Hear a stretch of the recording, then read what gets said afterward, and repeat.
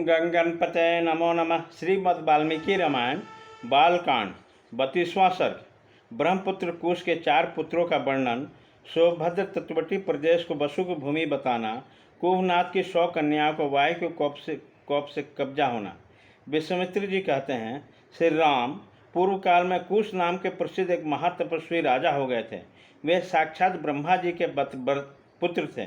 उनके प्रत्येक व्रत संकल्प के बिना किसी केस आदि कठिनाई ही पूर्ण होता था। वे धर्म के ज्ञाता, सत्पुरुषों का आदर करने वाले और महान थे। उत्तम कुल में उत्पन्न विदर्भ देश की राजकुमारी उसकी पत्नी थी। उनके गर्भ से महात्मा नरेश ने 4 पुत्र उत्पन्न किए जो उन्हीं के समान थे। उनके नाम सब इस प्रकार हैं: कुशाम्भ, कुशनाभ, अमृतरजस तथा वसु। वे सबके सब तेजस्वी और महान उत्साही थे।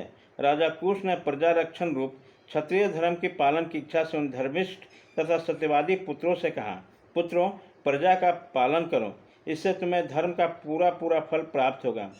अपने पिता महाराज कुश की बात सुनकर उन चारों लीक शिरोमणि नरश्रेष्ठ राजकुमारों ने उस समय अपने अपने लिए पृथक पृथक नगर निर्माण कराया। महातेजस्वी कुशाम ने कौशाम्बीपुरी बसाई, जिसे आजकल कौशम कहते हैं। धर्मात्मा कुशनाम ने महोदय नामक नगर का निर्माण कराया। परम बुद्धिमान असुतरस धर्मांध नामक एक श्रेष्ठ नगर बसाया तथा राजा वसु ने गिरिव्रज नामक नगर की स्थापना की। महात्मा वसु की गिरिव्रज नामक राजधानी बसवंती के नाम से प्रसिद्ध हुए। यह चारों और ये 5 श्रेष्ठ पर्वत सुशोभित होते हैं। यह रमणीय सोन नदी दक्षिण पश्चिम की ओर बहती हुए मगध देश से आई है, इसलिए सुमादगच्छी नाम से विख्यात हुई। यह इन 5 श्रेष्ठ पर्वतों के बीच में माला के भांति सुशोभित हो रही है। श्री राम इस प्रकार मागधी नाम से प्रसिद्ध हुई इस सोम नदी पूर्वोक्त महात्मा वसु से संबंध रखती है। रघुनंदन दक्षिण पश्चिम से आकर पूर्वोत्तर दिशा की ओर प्रवाहित हुई। इसके दोनों तटों पर सुंदर क्षेत्र उपजाऊ खेत है, अतः यह सदा सस्य मालाओं से अलंकृत अर्थात हरी भरी खेतों से सुशोभित रहती है। रघुकुल को आनंदित करने वाले श्री राम धर्मात्मा राजश्री कुशनाभ ने घृताचरी अप्सरा के गर्भ से परम उत्तम 100 कन्याओं का जन्म दिया है।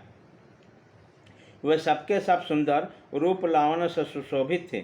धीरे धीरे युवा अवस्था में आकर उन्होंने सौंदर्य की ओर भी बढ़ा दिया। रघुवीर एक दिन वस्त्रों तथा आभूषण से विभूषित हो वे सभी राजकन्याएं उद्यान भूमि में आकर वर्षा ऋतु में प्रकाशित होने वाली विद्युन्मालाओं की भांति शोभा पाने लगी। सुंदर अलंकारों से अलंकृत हुई वे अंगनाएं गाती बजाती और नृत्य करती हुई वहाँ परम आमोद प्रमोद में मग्न हो गई। उनके सभी अंग बड़े बड़े मनोहर थे। इस भूतल पर उनके रूप सौंदर्य की कहीं भी तुलना नहीं थी।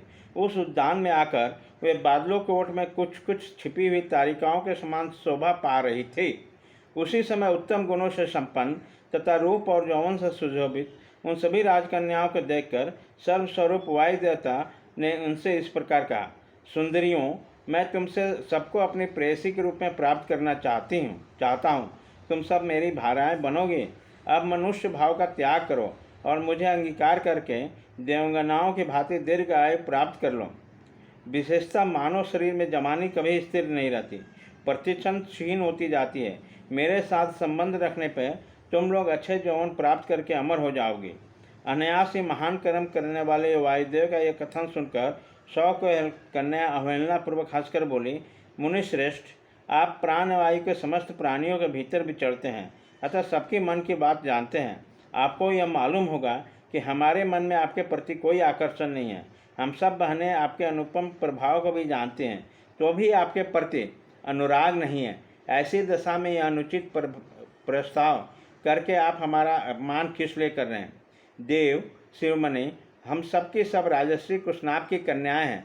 देवता होने पर भी आपको शाप देकर वायु पद से भ्रष्ट कर सकते हैं, किंतु ऐसा करना नहीं चाहते क्योंकि हम अपने तप को सुरक्षित रखते हैं। दुर्मते, यह समय कभी नहीं आया कि हम अपने सत्यवादी पिता की अवहेलना करके कामव्यस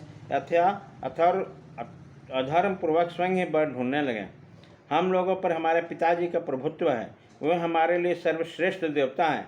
पिताजी हमें जिनके हाथ में देंगे वही हमारा पति होगा। उनकी यह बातें सुनकर वायुदेव अत्यंत कुपित हो उठे और उन सर्वशाली प्रभु ने उनके भीतर प्रविष्ट सभी अंगों को मोड़कर टेढ़ा कर दिया। शरीर मुड़ जाने के कारण वो कुबड़ी हो गई। उनकी आकृति मुट्ठी बंधे हुए एक हाथ के बराबर हो गए। वह भय से व्याकुल हो उठे। वायुदेव के द्वारा कपड़ी हुई उन कन्याओं ने राजभवन में प्रवेश किया। प्रवेश करके वे लज्जित और उद्विग्न हो गए। उनके नेत्रों से आंसुओं की धारा बहने लगी। अपनी परम सुंदर प्यारी पुत्रियों को कुब्जता के कारण अत्यंत दयनीय दशा में देख राजा कुशनाभ घबरा गए और इस प्रकार बोले, पुत्रियों, यह क्या हुआ? बताओ, कौन प्राणी किसके धर्म की अवहेलना करता है? किसने तुम्हें कुबड़ी बना दिया जिससे तुम तड़प रही हो, किंतु कुछ बताती नहीं हो?